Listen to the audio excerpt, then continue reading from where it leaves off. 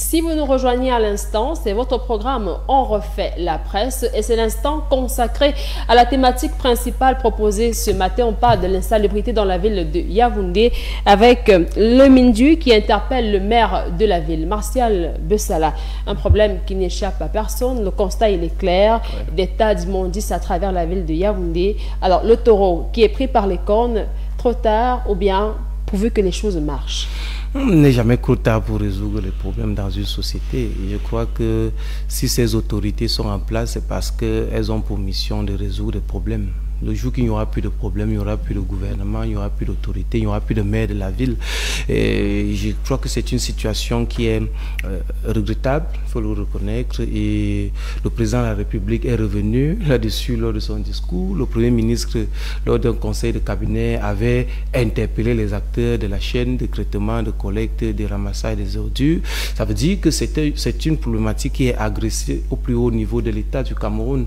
Et je ne peux donc pas dire que qu'il n'y a pas de problème, il n'y a pas d'ordures. Non, il y a des ordures que nous tous nous observons. Maintenant, nous sommes dans un cadre de la décentralisation où cette compétence a bel et bien été transférée aux collectivités territoriales décentralisées et notamment la mairie de la ville, la communauté urbaine. Et quand vous prenez l'article 241 du Code, alinéa 3, vous verrez bien que ce soit la collecte, l'enlèvement, le traitement des ordures ménagères est de la compétence de la mairie de la ville, de la communauté urbaine. Alors, quand vous avez donc transféré une compétence, il faut bien transférer les moyens qui vont avec, parce qu'une compétence sans moyens ne servira à rien entre les mains de l'autorité locale. Et le maire de la ville, de son côté, dit qu'il n'a pas assez de moyens pour gérer. L'État a transféré la compétence. Dans le traitement, l'État finance 75%. 85%. 85%, c'est même plus de 75%, donc 85%. Et la mairie de la ville doit compléter les 15% qui restent pour pouvoir gérer ces ordures. La mairie de la ville dit, d'autre part, que Yaoundé produit plus de 3000 tonnes d'ordures déjà ménagères. Ça, ce sont des ordures qui peuvent être répertoriées, mais je peux vous dire que dans certains quartiers aujourd'hui, on a vite fait de trouver des solutions qui ne sont pas recommandées pour l'environnement. On verse des ordures qui ne sont pas collectables ou enlevables ou identifiables. Donc, si on mélange toutes ces ordures-là, on peut aller même à près de 5000 tonnes d'ordures pour la simple ville de Yaoundé.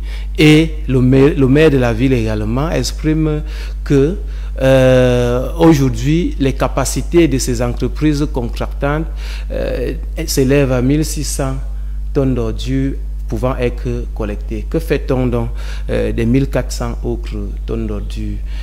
Ça devient une problématique aujourd'hui. Donc, moi, je vais dire que, d'une part, le principe qu'on appelle la concomitance dans matière de décentralisation, on dit quand vous transférez des moyens, des compétences, transférez des moyens adéquats, appropriés pour pouvoir exercer ces compétences. Il faut que ce principe soit là et qu'on puisse, après ce transfert des ressources, évaluer l'excédent qui y est et pouvoir ouvrir la porte pour que la législation puisse évoluer et que les entreprises du secteur privé et des autres qui peuvent intervenir dans la chaîne de traitement et de collecte puissent s'implanter et ouvrir. Aujourd'hui, je sors par là, l'État ou l'administration publique ne peut plus se prévaloir de gérer les services comme cela totalement. Il faut un partenariat entre les entreprises publiques et les entités privées. Les entreprises privées et les entités publiques, qu'elles soient locales ou nationales aujourd'hui, pour qu'on puisse gérer ces problématiques-là comme on voit partout ailleurs. Peut-être je reviendrai pour exprimer. Je sais que ces maires-là voyagent beaucoup, mais on a vu une expérience ailleurs qui a aidé un pays, c'est pas en Europe, mais ici en Afrique, qui a permis de juguler dans la capitale de ce pays-là. D'accord, on reviendra vers vous de toute façon. Nazareth Vogo, nous avons le maire de la ville, Luc Messi à Tangana, qui parle d'un besoin de 16 milliards de francs CFA par an pour pouvoir gérer tant soit peu les ordures ménagères dans la ville de Yaoundé. Dans l'entreprise, dans l'entrepreneuriat, pour que tu ne tombes pas, il faut quelque chose qui va produire. Mon co-panéliste a parlé que ces ordures peuvent se transformer. Je pense qu'il y a des ingénieurs dans ce pays qui ont qui peuvent transformer. Si les ordures sont transformées, ça va produire de l'argent et la société va continuer à marcher et ils n'auront même plus besoin d'avoir 85% de la main de l'État. Pourquoi? Parce que la mairie va produire de l'argent à travers les ordures.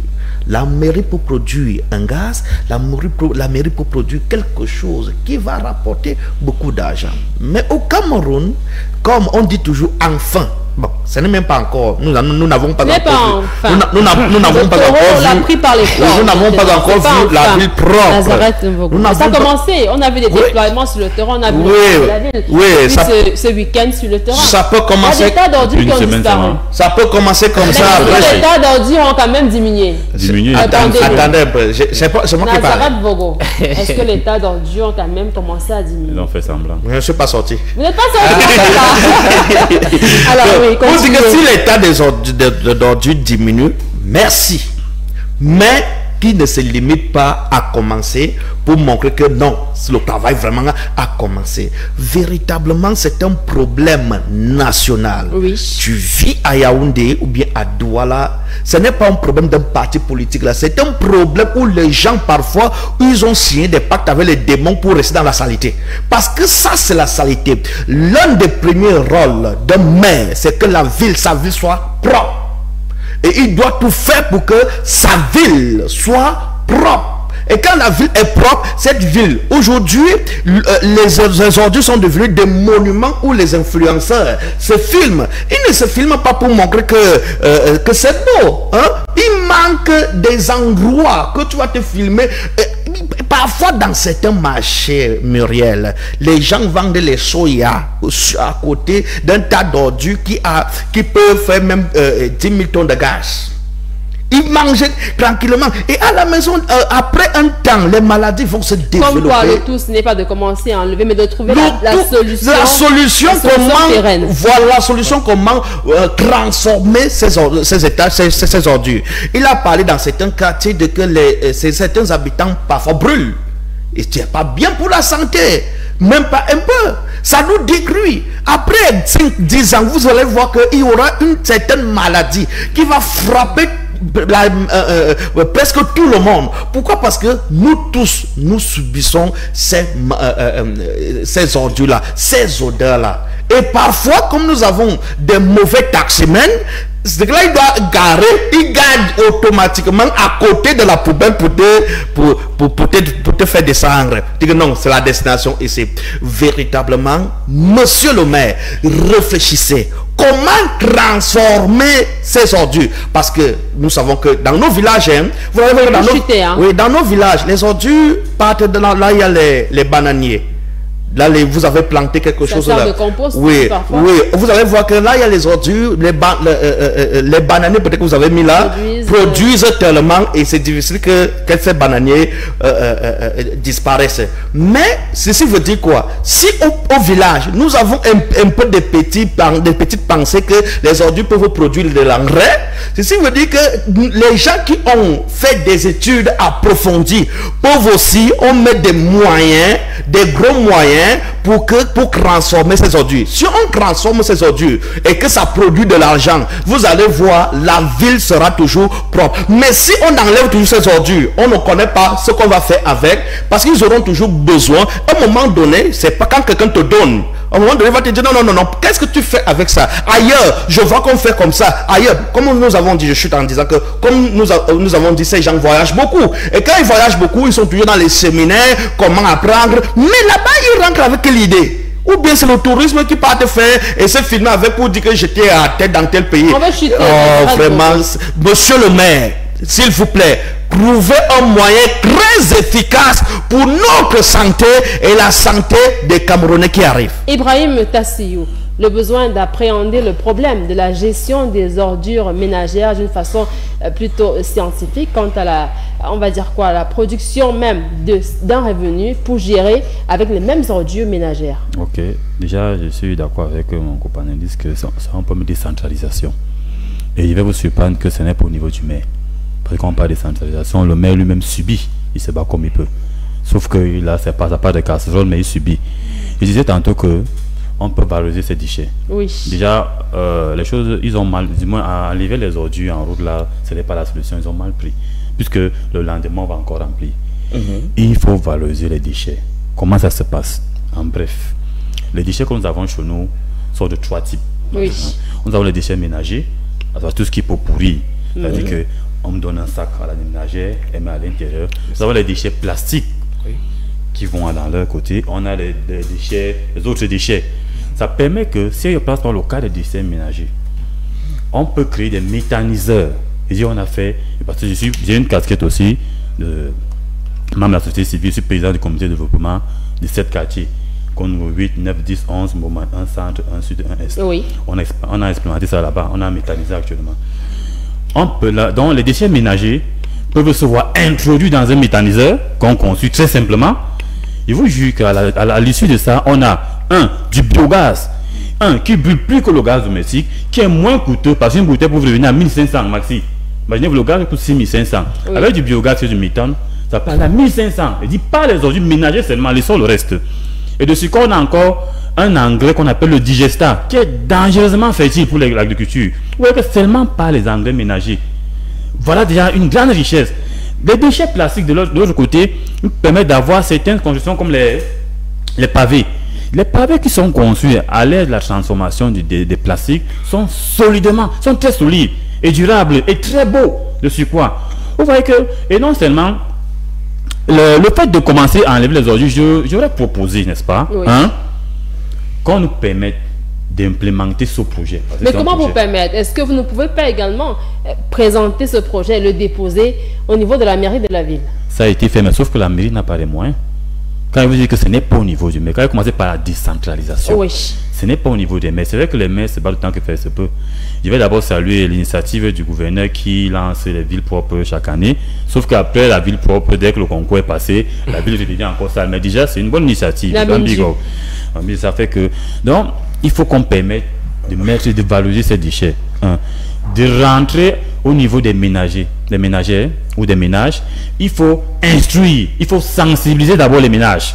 On peut se servir des chefs de quartier, oui, des personnes de la société civile qui sont proches des populations. Maintenant, après ça, on crée maintenant des fasques pour souvent déposer les ordures de façon classifiée. Même si c'est de façon ramassée, mais des personnes sont là, ça fait de l'emploi. Il y a des personnes qui sont là pour scinder. Et on peut mettre un méthaniseur par quartier ou alors un méthaniseur par arrondissement. Je vous jure que ce problème d'insalubrité va diminuer. Et non seulement ça diminue, on a des emplois, on a des facilités et l'économie augmente. Pourquoi faire des signatures ou faire des décrets? Moins cher. Le gaz, il dit, multiplier les canaux de proposition de votre offre. Même à travers les réseaux sociaux, pourquoi pas? C'est possible? C'est possible. Voilà. Alors, on va devoir faire un dernier tour de table parce que le temps est imparti pour ce programme. Martial Bessala, la gestion des ordures, principalement dans la ville de Yaoundé, propositions concrètes, voilà, de solutions immédiates, à court terme. Oui, à court terme, il faut se dire d'abord que la gestion...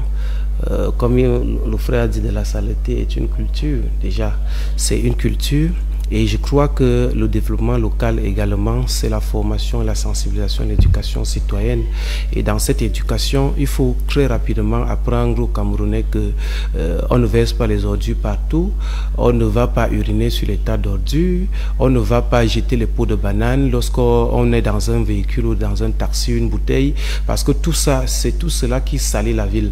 Et après cette éducation-là, je crois que nous pouvons donc passer à ce que j'ai encouragé tout à l'heure, l'implication du privé dans la gestion des politiques publiques nationales et locales comme au plan étatique. Et dans cette participation du privé, il faut des mesures incitatives passant d'abord par une réforme, une refondation des lois et règlements en matière d'urbanisme au Cameroun. Je crois que la dernière, la de 2004, elle est dépassée aujourd'hui, plus près de 25 ans plus tard. On peut voir une loi sur l'urbanisme.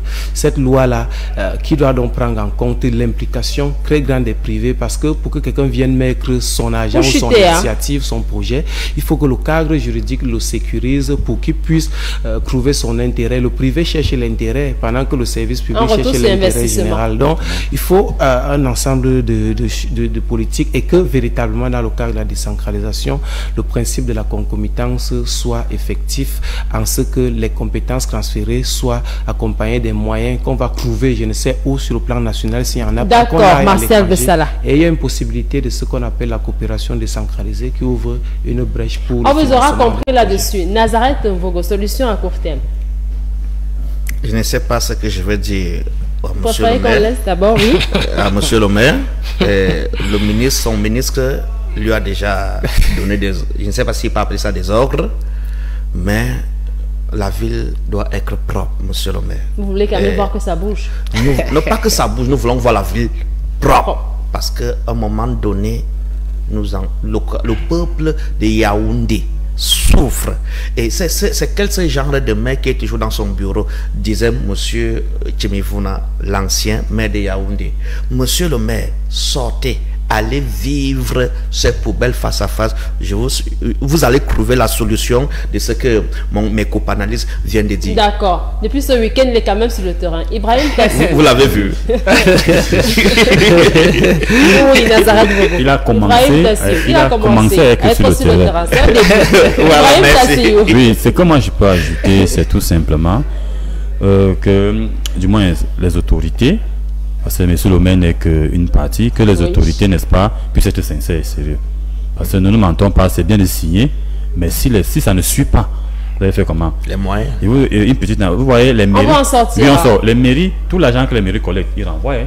Imaginez ce qui dirait descendre. On ne vous dit pas ça. Donc que les autorités soient vraiment sérieuses. S'ils veulent que ce problème se résout, ça va se résoudre sérieux. D'accord, je m'en vais ainsi vous dire merci, cher monsieur, d'avoir répondu présent à ce rendez-vous qu'on ne saurait manquer par respect pour nos chers fidèles téléspectateurs. Merci également à vous d'avoir été des nôtres ce mardi. Rendez-vous demain lorsqu'il sera 9h. Vous êtes sur Cam 10 Télévision. Restez-y, le meilleur reste à venir. Bien le bonjour.